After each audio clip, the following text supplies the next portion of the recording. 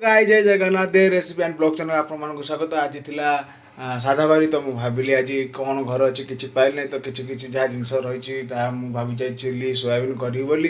तो आपण मैंने देखिपारे चिली सोयाबीन रेसिपी मुझे बर्तमान पियाज आउ किछि कटा रसुण आउ किछि कटा अदा आ सोयाबीन बड़ी बतुरई देइछि। तो आपण मानक देखा कि आज केमी चिली सोयाबीन होउछि तार प्रस्तुति आज आपण मानक देखैबी। तो आपण मैंने भी घर से बढ़िया से स्वादिष्ट भाव बन कि खाईपारे। तो प्लीज़ आज आपण मानक चिली सोयाबीन रेसिपी देखा जाओ। तो प्लीज़ आप लाइक शेयर सब्सक्राइब कर जमा भूलु ना। देव रेसिपी एंड ब्लॉग्स चैनल को आपन को वेलकम।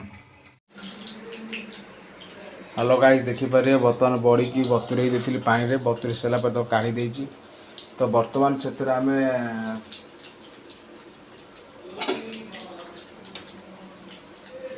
छाणीबा जेहेतु आम चिली सोयाबीन बड़ी आज बनाऊे।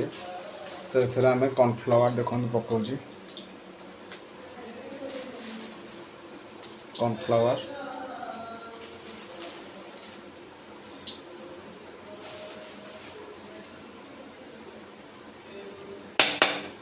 कॉर्नफ्लावर 4 चामच पकई देछि। कॉर्नफ्लावर 4 चामच लंका गुंड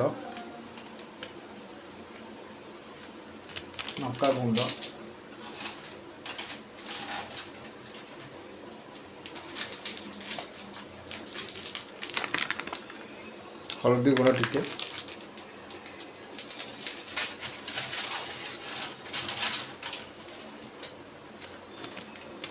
तो जीरा गुंड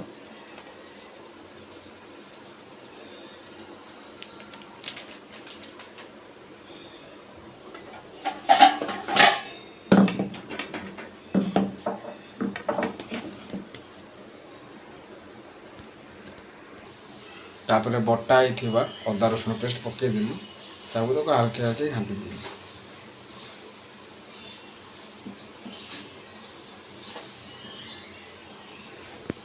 फाइनाली देखिपारे मुझे बर्तमान बड़ी की भलसे मैरिनेट कर देछि। मैरिनेट करके 5 मिनट छाड़देवा तेल गरम हवा पर्यंत। तो फाइनाली आप देखिपारे मैरिनेट हो जाइए। मैरिनेट होगा देखते ये जो आमर मैरिनेट होता या बर्तमान तेल ताती जाइए।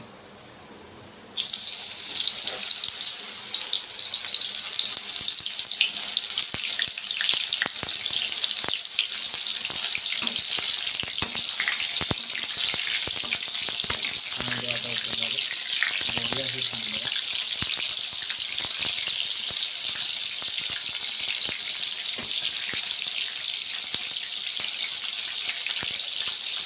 गाइस देखिपारे बड़ी केड़े सुंदर भाव में खिला खिला हो बर्तमान पूरा पूरी छाणी दि जाइए।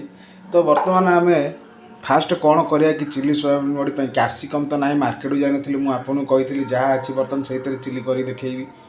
तो कैप्सिकम निहाती आवश्यक बट कैप्सिकम बिना मुझे आपको देखी पारि चिली सोया केते टेस्ट हो पार बर्तमान। तो प्रथम आम कौन करवा जो तेल अच्छी से आम कटा ही छोट छोट के सुंदर भाव कटाई छोटा ही रसुण को पकईदबा।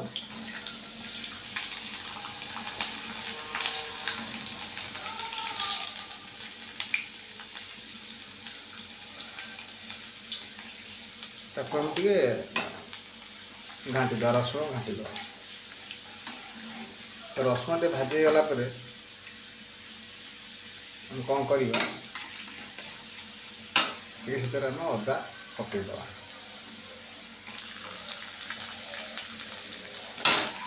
अदा पकईदेली अदा पकई भाजीदबा बढ़िया से।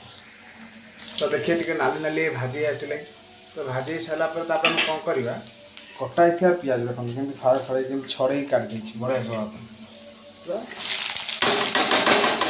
फाइनाली पिज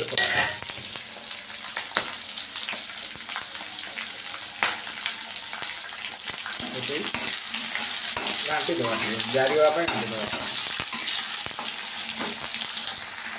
तो गाइज आप देखिपारे पिज बर्तमान जारी आसले बेसी पूरा फुल जारी अल्प जारी 50% जारी दे पियाज टाक जारी सारा पर कौन करेंगे टी हाल्का जो आम रखिए भिनेगार अल्पटे भिनेगार देखते पकईदे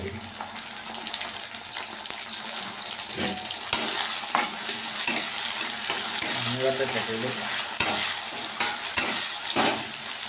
केड़े सुंदर भाव में आमर बर्तमान हो आपड़ा मन रखिए सोया सॉस बेसी देवे टिके ना सोया सॉस पुरा पकड़े खटा करदे तो आप टिके ना सोया सॉस पकड़े हाल्का बास बेसी पकेबे नहीं सोया सॉस पकई घाटी देवे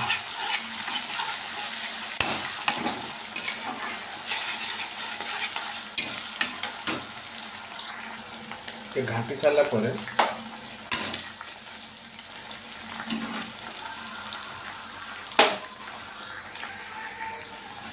घाटी सारा पर टे लंका सॉस पकईदे से आप राग खाई अल्प पकई तो आप अधिक राग खाए अधिक पकड़ लंका सॉस पकई कम साफ सारा पर आप कौन करेंगे जो सोयाबीन बड़ी आप फ्राए करते पकईदेवे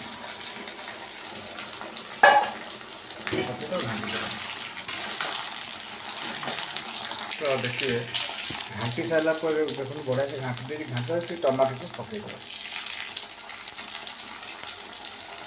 बढ़िया से पकईदे टमाटो घाटी दे तो बेसी लुण पकईने हाल्का लुण पकईब जेहेतु आम बड़ी रे ये करथिले तो एथरे बेसी लुण दबा नहीं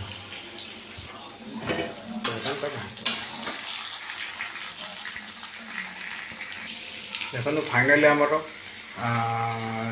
जो चिली सोयाबीन आमर रेडी हो जाइए तो आम बर्तमान आपको बंद करदे तो आपको जदि मोर ये चिली सोयाबीन भल लगी तो प्लीज़ आप लाइक शेयर सब्सक्राइब करने को जमार भी भूलिए ना देव रेसिपी एंड ब्लॉग्स चैनल को लाइक शेयर सब्सक्राइब कर जमार भूलिए ना।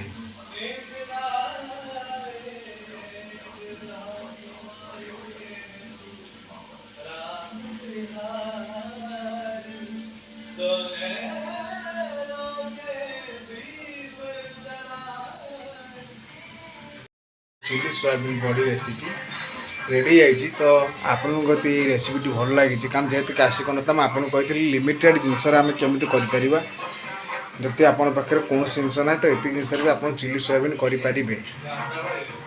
तो आपन को जदि यही रेसिपीटी भल लगी तो please Dev recipe and blogs channel को लाइक शेयर सब्सक्राइब करने को जमारू भूलिए नहीं।